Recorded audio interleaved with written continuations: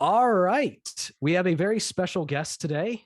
She is a mental health worker, a community advocate, and the Democratic candidate for the 6th House District in the Commonwealth of Virginia for U.S. Congress, Jennifer Lewis. Jennifer Lewis, thank you so much for joining us. Hi, welcome. Thank you so much for having me. I really appreciate being here. Yep.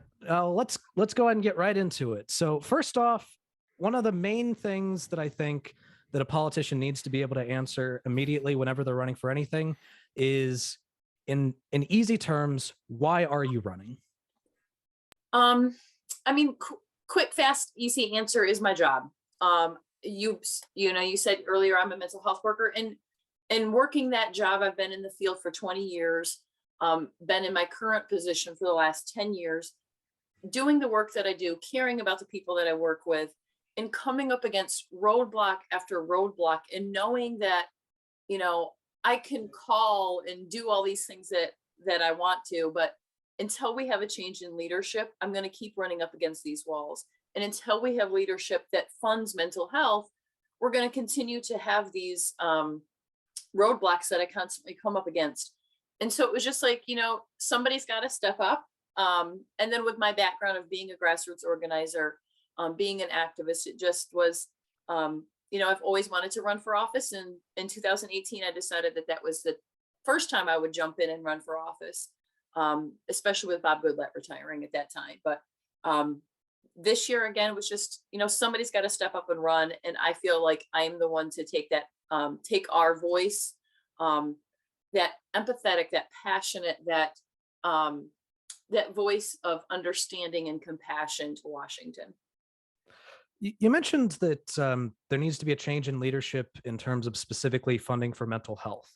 What are some specific votes or actions that your opponent, Ben Klein, has taken against either funding or aiding or increasing rights for people facing mental health crisis or mental health problems? Yeah, just Friday on my birthday, he voted against school-aged mental health funding, and school-based mental health funding, I should say. So right there, every time there's a mass shooting at a school, all these politicians, including my opponent, will say, it's mental health. We need mental health in the schools. Here's an opportunity, which is not true and accurate, but of course we need more mental health funding. And so here comes a bill that he could sign and support that would validate his beliefs that we can solve the gun crisis with mental health funding. He voted it against it. So it's things like that make him such a hypocrite, that also just drives me crazy. That it's so important that we all raise our voice to call out leadership when they are hypocritical and hurtful to our communities.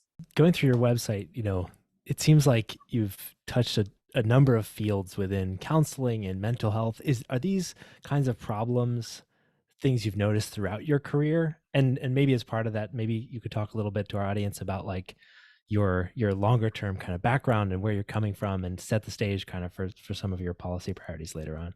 Yeah, I mean, so my degree in college was sociology, and I shortly after college went to work for the Violence Intervention Program, which was a domestic violence intervention program.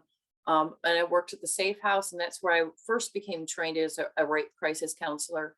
And that was my first experience of being a mental health worker and really what that meant. But honestly, so many of us in our day-to-day lives in different professions are really mental health workers, and they don't realize it. Hairdressers are often mental health workers, and they don't even realize it. There's all these folks that we tend to lean on, teachers, maybe folks in the religious sector. There's all these folks in our community that we tend to lean on when we are going through a crisis, and we need to make sure that folks in our communities are well trained. Everybody should be trained on red flags to look for depression and red flags of what to look for suicide. So it doesn't have to always be a mental health worker. We should all be trained in these kind of things. And honestly, when I'm going door to door, I attended all the county fairs this summer. When I talk to people, I have a t-shirt. I think it's actually the one I have underneath my, I was out canvassing earlier today. It's getting cold. So I have one t-shirt of mine that says, mental health for Jennifer Lewis or something like that. I can't remember exact wording. When I tell people I'm a mental health worker, that has opened the door for me so many times. And people are telling me their stories. And not that I needed any more stories to add fuel to my fire, because I have enough of my personal stories and my client stories.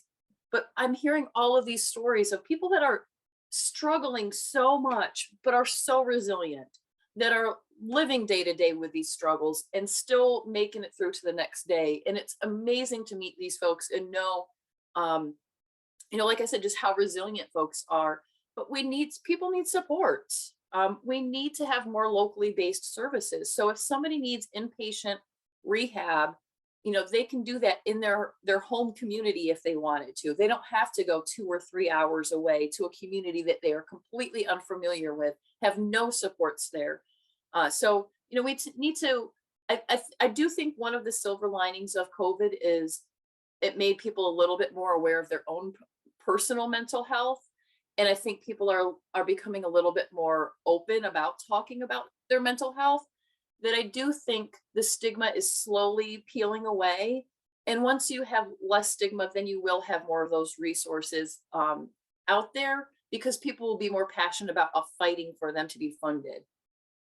At least that's my hope. Yeah, I wanna kind of increase the scope a little bit.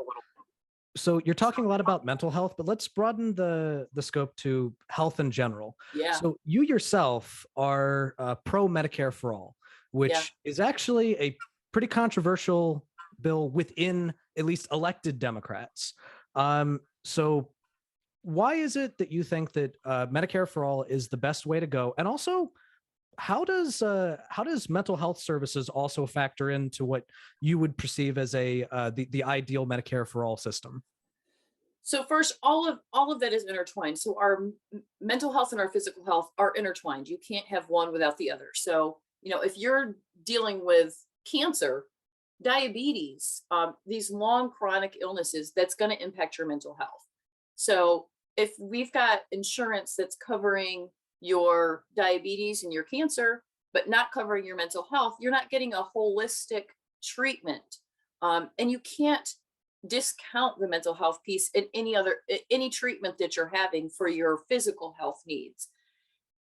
And without getting too far into the weeds about billing and coding and all of that, but there's a whole profession out there of billing and coding, and that is ridiculous to me to a certain extent, because so many doctors will tell you, I wanted to do this with my patient, I wanted to explore these options, but their insurance wouldn't let me, and it wasn't coded this way. And I have countless stories of myself and from knocking doors of people who have had coding errors, and that means they have to spend $4,000 out of pocket versus two. There's a zillion healthcare stories out there. The point of it is we have to streamline it. We have to make it more efficient. So if everyone has that base level of Medicare for everybody, and not the Medicare that we currently have, we have to expand it. We have to improve it. And just with the Inflation Reduction Act being able to negotiate drug prices, that alone is going to change Medicare. So Medicare as we know it needs to change, yes, but we also need to have some sort of system in place where everybody has coverage, everybody has that base level of preventative care and ongoing care, because so many people are missing out on being able to be treated for an illness and 2, 3, 20 years later dying from it, and go after they've gone bankrupt for it. They've lost their house, they've lost everything, they've lost all their savings. That's completely inexcusable in America, where we're supposedly the richest country, to have anybody dying bankrupt after battling some illness. I know it's October. September was Childhood Cancer Awareness Month, and where I live, I'm in Waynesboro, Stanton, Augusta County area. We have a ton of childhood cancer for some reason. I don't know that anybody's necessarily researching why that is, but there's a lot. So you have 4-year-old kids dying of cancer, and so then you're consoling this family, and then you end up finding out that costs them $5 million. And so here they are, like, grieving the loss of their 4-year-old child, and also having to figure out, like, in the back of their head, how are we going to pay all of this off? So we've got to figure out a better system. We've and I do think Medicare for all, expanded and improved Medicare for all, is the best way to do it. Make it more efficient, streamline everything. Yeah, you are preaching to the choir here. When you said that story, like my sister-in-law is like connected to a childhood cancer foundation that was started because of a story just like that one, and my Yep. stomach just dropped. Like Right. you get to that point, and yeah, where do you go from there? Yeah. Right. And I'm actually a cancer patient as well. I had Really. cancer last year, and I'm cancer free now, but I still have some medical debt from the last time I went to a CT scan, which I have to do every 3 months for the next 2 years to make Mm. sure it doesn't come back. Yeah. Oh my gosh. So you have to pay out of pocket every 3 months for a CT scan? I mean, Or I is do have some of it I covered? do have insurance, like a good, Okay. like most of it is covered. Okay. But even what I do have to pay, I'm on a professor's salary. That is stuff that I do that it's really hard to just pay all at once. Mhm. Yeah. Oh no, I have a monthly ongoing bill with Augusta Health. They just take a chunk out of my, a direct deposit every, like, $50 every month. Mm. Because I had a breast cancer scare, and because I hadn't turned 40 yet, I didn't get a free mammogram.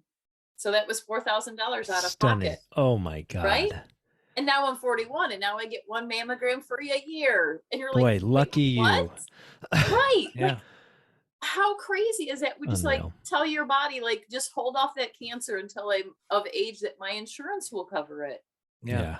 So That's just crazy. I'm struck by this for many reasons. One of which is when I talk to healthcare professionals, when I talk to like constituents or patients that I know that have like faced overwhelming healthcare challenges, which are inevitably financial challenges as well. They're resilient. The doctors keep working, the patients keep fighting, all this stuff, but they at the same time they're resigned. Like I think of my own parents who like are conservative and are wholly resigned to the fact that there is no better way. So when you're in a rural county, or excuse me, a rural district, and talking to these people, like how are you knocking doors? Like how are you convincing them that there's a better way that's possible out there? Honestly, and I know you're going to think this is just the most simplest answer, but it's true. And I get really emotional just thinking about showing up. Literally just showing up and listening to them gives them so much hope. Like, I can't, in 2018, I went door to door in a trailer park in Cremora in Augusta County. Nobody had ever knocked those doors ever in their life. So no one is going into a trailer park in Cremora and telling them there is a better way. There's a better way. And you literally give me 5 minutes, 10 minutes on the porch with somebody, and I tell them, you literally have a better way if you just have a change in leadership who will go to Washington and fight for these. Yes, they're progressive things, but if you take that word away and just say a living wage, don't you want to live your life where you and your family can work one job? Like, maybe each of the adults works one job, but you're home and eat dinner together every day. Because families are not home eating dinner together because, one parent is working the day shift, one parent's working the night shift. The kids, are running all around different, soccer and this and that.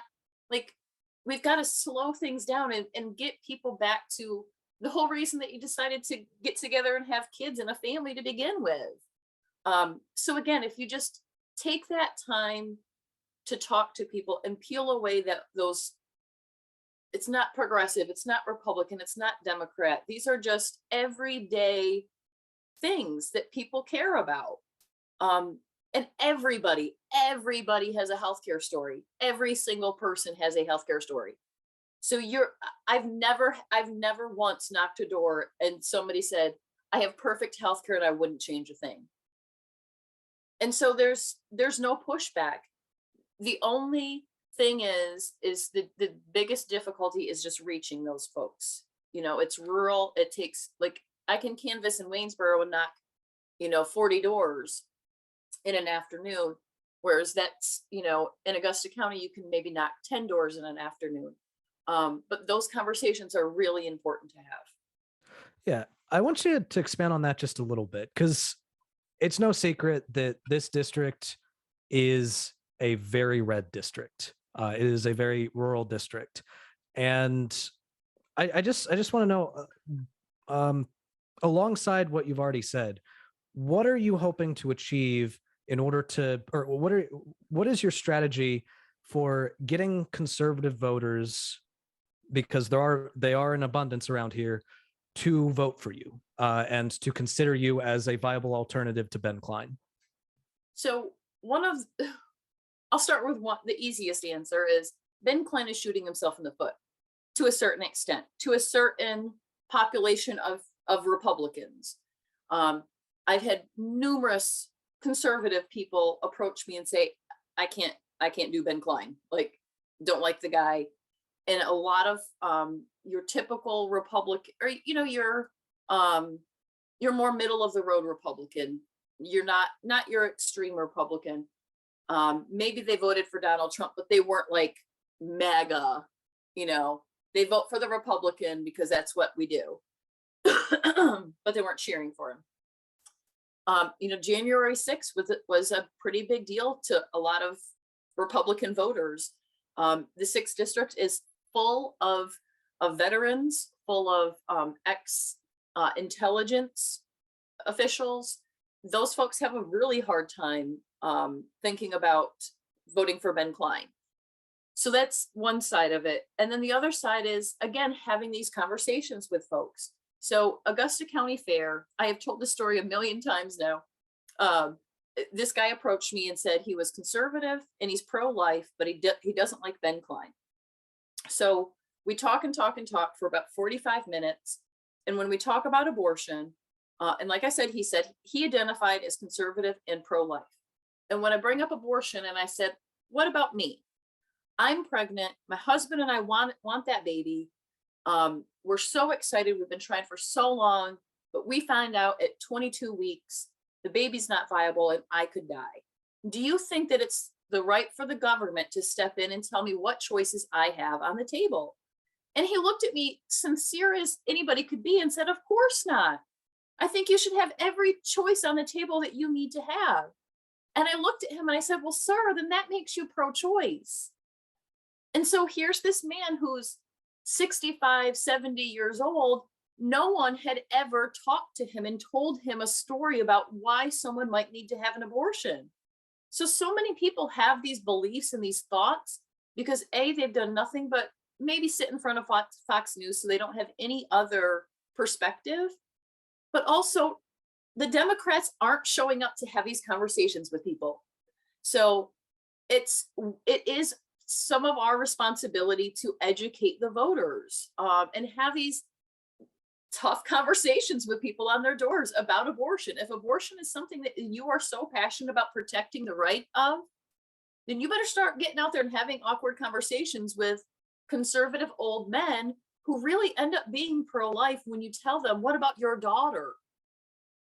It's almost, I don't want to say too easy because it's really hard work. You're having really emotional conversations with folks. But in 45 minutes, this man walked away being like, oh my God, I'm pro-choice. I've thought my whole life I was pro-life. So we've just got to put the work in. So, even if we're not successful this race, even if we don't defeat Ben Klein this race, I hope that every time any Democrat runs in this area, it's just moving that needle a little bit more. And those conversations that we're having is moving that needle every time is my overall hope.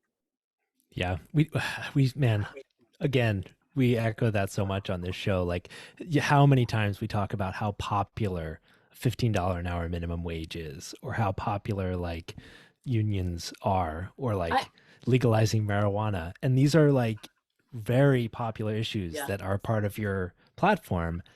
And I canvass for Bernie Sanders every time he runs for national office. And it's literally, what is strange to me is, so I canvass all the time. When I canvass for Bernie, I hit doors that I've never hit when I canvass for your statewide Democratic office. I'm hitting doors that I'm like, literally like, I've never hit this door before. And like I said, I've canvassed for 10, 20 years straight. I know the certain houses that I go to every year, you know? And so again, I echo your point. Like, these policies, especially of Bernie's, are so popular that, I mean, I've gone to a couple of marijuana grow meetups. I've gone to a cannabis event in Augusta County in Fishersville. They had a marijuana event 2 Saturdays ago. And so like, yeah, it's been really interesting to get out there and talk to voters and really get to know people and what's really on their mind. Yeah. I found that to be a really, as I was like reading about you and your candidacy and the work that you do, like a really inspiring part. Like the fact that you've faced Ben Klein before, like the fact that you've like been out there knocking doors for people like in your community. Like I find that just really impressive. And thank you for doing that. You're now Wow. going to be, you know, if you're successful, you'll be representing a district where I grew up, where Nathan grew up, that could really use everything you're talking Yep. about. So Yeah. yeah. Yeah. No, I I mean, did want it's to. such an honor too. Like, I love running for office. I think it's so much fun, and you get to hear and meet so many people that you would never ever meet. And it is such an honor to hear people's stories and be like, if I win, I'm going to do something about that, and really feel like you've got all this support behind you. But you know, I was at Vinton Pride a couple weekends ago, and some man came up to me and told me he had heard that I had canvassed in Cremora, the trailer park, and he goes, I was born and raised there. He's like, you'll have my vote forever just because of that. Wow. Showing up is literally half the battle. And Yeah. having those conversations. Yeah. And we Right. saw it with like Abigail Spanberger, whatever you think about our policies, what turned that district blue was showing up. Yep. Yeah. Yep. I did Exactly want to. right. I did want to take a second. You mentioned canvassing for Bernie. Yeah. You know, Michael and I are definitely major Bernie fans. And one of the biggest things that I always liked about him was the anti-corruption agenda. Yes. One of the things that I have found that, like, I have some of the most conservative relatives you will ever find in Texas, in Florida, and every time I have conversations with them, when it comes to the topic of corruption, we agree Yep. on like 99% of things. Totally. Yeah. So I just, one of the biggest issues right now that's been talked about is the idea of people in Congress owning individual stocks. Yeah. I want to hear what your thoughts are on that, and then just your broader idea, your broader platform in terms of fighting against corruption in DC. You're gonna have to like reel me in because I can talk about this for a while. But I mentioned it, I think, in 2 different parts in my forum on Saturday with Ben Klein. If I say like so many things are my top issue, like climate change has got to be my top issue because without fixing the earth, we don't have anything. But actually, like, other than climate change, campaign finance reform has to be the number 2 thing other than climate change, because that is tearing away at our democracy. And it's my belief that it's the number 1 reason that people don't show up to vote. You know, they look at you and they're like, you know, me showing up to vote doesn't outweigh the $50,000 the NRA gives to Ben Klein. It's that kind of stuff. And it's not just getting money out of politics, but it's also term limits. You know, people are really, when I talk to folks about, like, you know, God, I love Bernie, don't get me wrong, I want term limits for everybody except for Bernie, but you know, we really do need to have term limits because we need new ideas in there. We can't have people that are literally becoming millionaires by being in elected office. That has got to go away. And in the beginning of your question is in the stocks and stuff, of course not. Like, of course, you know, we should not, elected officials should not be able to be involved in the stocks and the trading and all of the selling and purchasing and owning of especially when they are directly on like a certain committee or something like that. You know, when Bob Goodlatte was still in office and was running against Kai Degner, the Mountain Valley Pipeline and the Atlantic Coast Pipeline were really big issues. Well, we ended up finding out that Bob Goodlatte's wife owned a ton of money in the company for the Mountain Valley Pipeline. And so at a debate, Kai Degner brought it up to Bob Goodlatte and was like, you know, you're voting on issues about the pipeline, like whether to take people's land, you know, and whether like people are going to like not have drinking water. And your wife owns stock, like, I can't remember if it was 3.5 million or something like that. And Bob Goodlatte like looked at him and he's like, that's my wife's stock. I have nothing to do with that. And the whole crowd laughed. BS. Right. Like, okay, so you guys you're going to sit here and tell us like you have separate bank accounts and you're not over dinner. My wife and I actually don't even talk. So, Yeah. but, I mean, that could be totally true. I mean, that could be true. But like, I just imagine they're eating, you know, dinner and she's like, I have $3.5 million in EQT stock. You know, like, yeah. that's not just like $20. I mean, maybe it is $20 to them, but you know, we've got to get dirty money out of politics. We've got to make people feel like their voice and their vote really does outweigh the money in politics. So when I ran for office in 2018 for this seat, we raised $500,000, which is a lot of money. Amazing. Yeah. But think of what we could have done with $500,000. We could have paid off those childhood cancer loans. Like, you know, like there's so much more we could have done with that money. And when you think of when Hillary ran, like the billions of like $5 billion that she raised, that's absolutely ludicrous that we have a political system that allows that. I mean, that's just, and that's why the average voter, when you talk to a voter that is making $10 an hour and they turn on the TV and they're like, well, you know, these politicians, you know, raking in billions of dollars, they feel this big. I mean, they just feel so powerless that they don't even want to go vote. And so, yeah, I really think that that's got to be the way that we engage more voters, return like really the power to the people. You know, I really like France's, how they kind of have things set up. It's politically or publicly funded for like everybody gets the same amount of money. You get 6 months to campaign and it's over. You shouldn't be campaigning for years on end. You shouldn't be able to write a check to yourself and use that for your campaign like our current governor was able to do. And we've definitely got to tighten the rules up about campaigning for sure. And Trump is still campaigning and he hasn't even announced that he's running yet. Right. I mean, I do believe like that kind of stuff will eventually catch up with Trump. At least I hope. But I mean, all of that is so dirty. I mean, it's just to think that, you know, these PACs can form and just dump a ton of money into, you know, someone's race and just squash out the other voice is just, we got to change that. I love your other point. It's not just dirty. It's a terrible, terrible waste. What a waste of money. Like your investment's just really not good, you know, like. Well, yeah, it's such a waste for our system of like, we have so many better things we could put this money towards. Right. Exactly. Yeah. I did want to switch gears a little bit. One of the things that I saw on your website that I was really interested in was the discussion of like farming and agriculture, which is, I think like, it's like a topic, it's like usually like one question in a debate. It's a very rarely kind of touched on like national topic. And I'd love to like hear some of your thoughts on policies and proposals in this area. So I was born and raised on a dairy farm. Farming is near and dear to my heart. Small family farm. We lost our dairy operation when I was in college. So we weren't milking cows anymore. So the land, we still had all the land.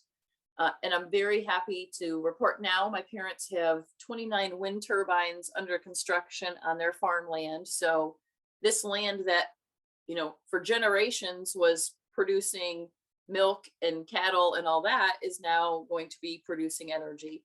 So my parents will now have an income off their land, which I'm really excited about. And it's once again, I'm very proud that my family came from farmers, that we were farmers and we farmed as long as we could. I always had this thought, like we were feeding the country with what we were producing. And now I'm still so honored that my parents are now producing energy that the whole country can, hypothetically use, whatever. But we've got to allow for farmers to explore other options. We need to allow them to have their personal private property rights to explore if they want to put a solar panel on their farm.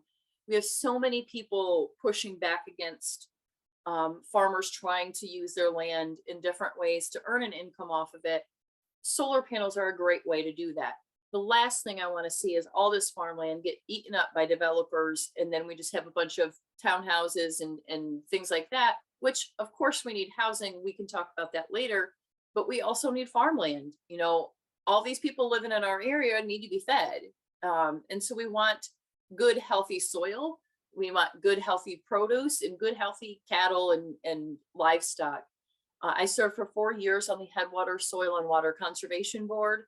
That was an elected position, and we worked with mainly farmers, but our programs were open to any landowners, mainly working with farmers on installing best management practices, which usually meant putting fencing up to keep them out of the streams. A lot of times farmers are just letting their cows go right into the stream to get their water and cool off.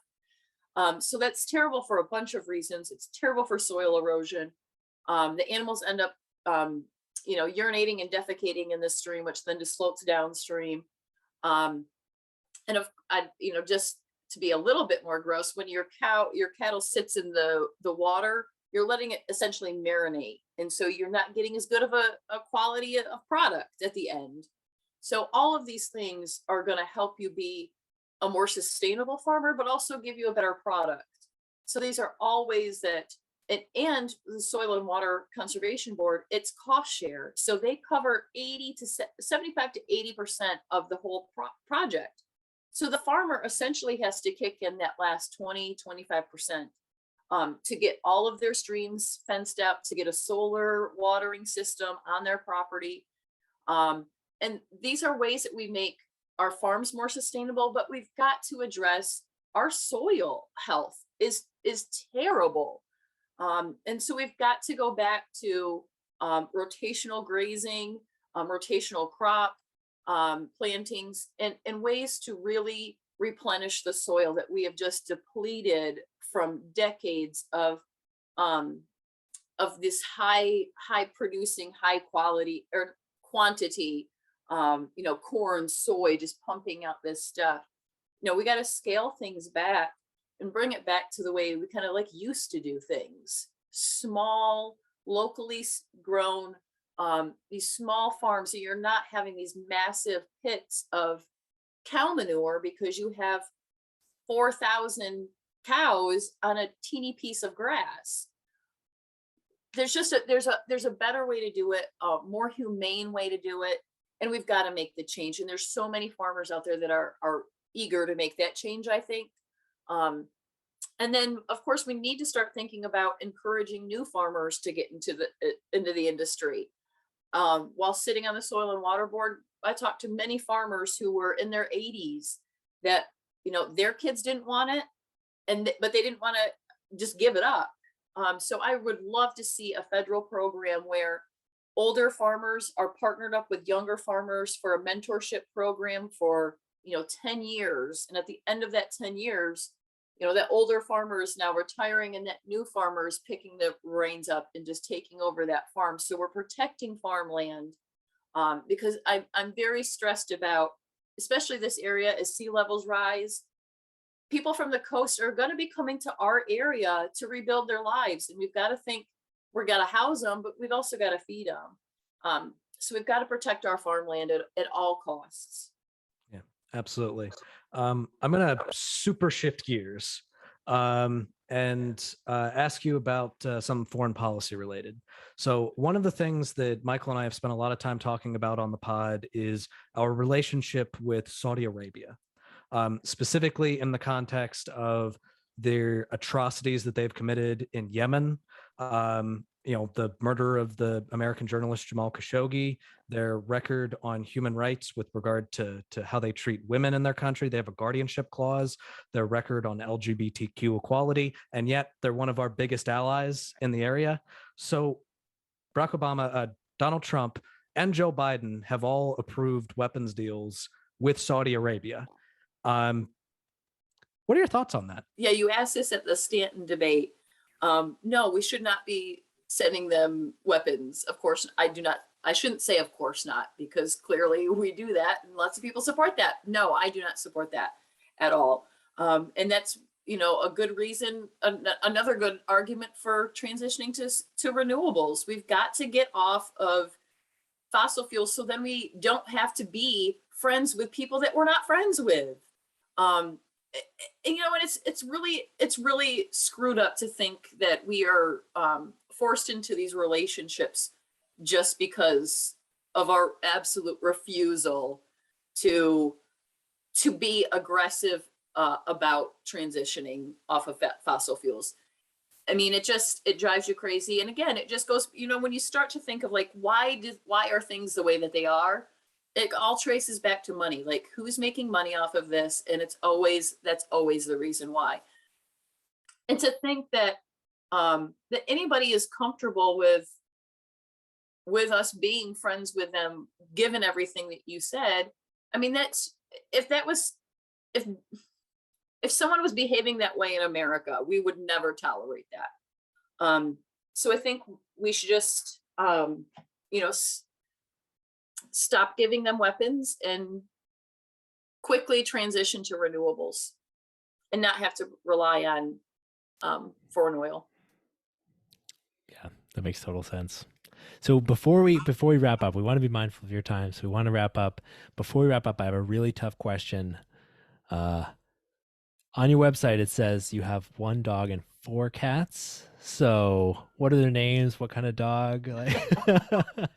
So first I have to say, we are a foster home for cats and kittens with Cat's Cradle in Harrisonburg. Yeah. So the room that I'm sitting in is actually usually the kitten room, but we have transitioned it to the campaign room now. But the dog is Alex. He's 13, and he was, our friends were going on their honeymoon, and they are in dog rescue, and they said, we've got this foster dog. Can you just watch him for the weekend while we're on our honeymoon? And 13 years later, you know how it goes. That's amazing. And then we've got Emerald and Ray and Kaya and Bella as our cats. Wow. Nice. Well, so nice of you to foster. That's amazing. And we have she's around here somewhere. The foster cat is Phoebe. She's wild. But yeah, we love to, and that's another thing that has really been something that has opened the door for me as well. Like being able to just smile at someone and be like, oh, I foster cats. Like people then smile because you sing the word kitten, who doesn't smile. But that's really been something that I didn't think would be so popular in the campaign world, but it has been something that has really helped me out, being able to talk to people across the aisle. Yeah. Animal rescue. Everybody loves kittens. I mean, you don't get much more bipartisan than cats and dogs. So I did just want to give you one last sort of closing statement, final plea. Why should our listeners support you? Why should they vote for you? And ultimately, potentially, why should they volunteer for you? Well, I'm going to give a really crappy answer and say they shouldn't just automatically support me because I ask them to. I want educated, researched voters. So I want you to research Ben Klein. I want you to research me. Don't just take my word for it that I'm the better candidate. Of course I think I am because I'm running for office. But I also don't want you to just hear this one thing and be like, that's who I'm going to vote for. Because one of my biggest pet peeves is I'll knock a door and someone will just say, are you Republican or Democrat? And I'll say, I'm Democrat. And they're like, yep, all right, voting for you. I'm like, but wait, You don't even know anything about me. So I really I encourage folks to get excited about the political process. Don't just show up on election day and be like, I'm going to vote for the Republican or the Democrat. I don't care. You're missing out on like the really exciting pieces of it all. So I just really encourage folks to look at both Ben Klein and myself. Hopefully our my issues and my priorities align with the folks that are listening to your program, and that they'll agree with what I'm saying and agree with my priorities and how I want to move on those priorities, and they'll want to vote for me and they'll want to volunteer for us. And I hope that they will do their research and see how harmful and hurtful Ben Klein is to his constituents. And again, don't take my word for it, research it. He is actively voting against ways that could make the people in the 6 districts' lives better. And so I think, just the one of the things we've already talked about is he voted against mental health funding in schools. And to add on that, he voted against capping the cost of insulin. He voted against the baby formula. He voted against he was one of the only 15 congressmen to vote against allowing Finland and Sweden into NATO. So he's not this regular, because when you look at him, he looks like, he's a decent looking guy with, a blue button-up shirt. How dangerous can he be? He's extremely dangerous. He's right along the lines of these extreme MAGA candidates, who I think are extremely dangerous to our democracy. And again, they're not there to work for us. Ben Klein is not someone who is accessible to his voters. And so how can you have a representative that goes to work for you if they're not meeting with you to know what your priorities and your concerns are?